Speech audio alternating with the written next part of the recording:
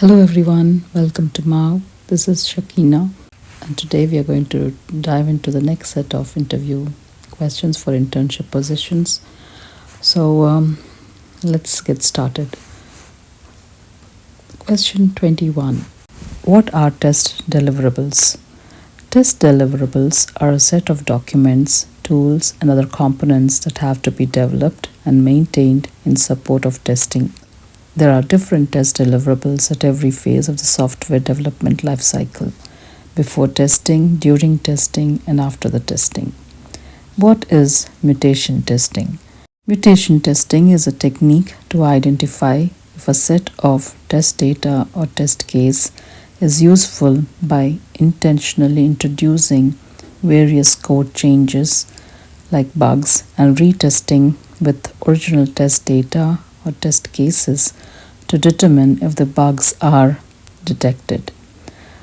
Question 23. What all things you should consider before selecting automation tools for AUT?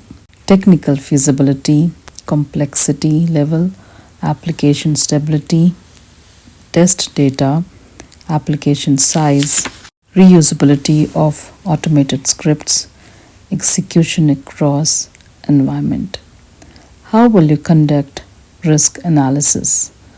For the risk analysis, following steps need to be implemented: finding the score of the risk, making a profile for the risk, changing the risk properties, deploy the resources of the test risk, making a database of risk. What are categories of debugging? Category for debugging are force debugging, backtracking, cause elimination, program slicing, fault tree analysis. What is fault masking? Explain with example. When the presence of one defect hides, at that time the presence of another defect in the system is known as fault masking. Example: if the negative value cause a firing of unhandled system exception, the developer will prevent the negative value's input. This will resolve the issue and hide the defect of unhandled exception firing. Question 27. Explain what test plan is. What is the information that should be covered in test plan? A test plan can be defined as a document describing the scope, approach, resources, and schedule of testing activities, and a test plan should cover the following details: test strategy, test objective, exit criteria or suspension criteria, resource planning, and test deliverables. How can you eliminate the product risk in your project?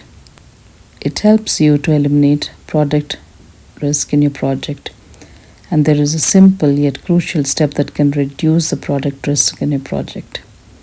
Investigate the specification documents. Have discussion about the project with all stakeholders, including the developer. As a real user, walk around the website. What is the common risk that leads to project failure? The common risks that leads to a project failure are not having enough human resource, testing environment may not be set up properly, limited budget, or time limitations. On what basis you can arrive at an estimation for your project? To estimate your project, you have to consider the following points. Divide the whole project into small tasks. Allocate each task to team members. Estimate the effort required to complete each task. Validate the estimation. So these are the 10 set of questions for today.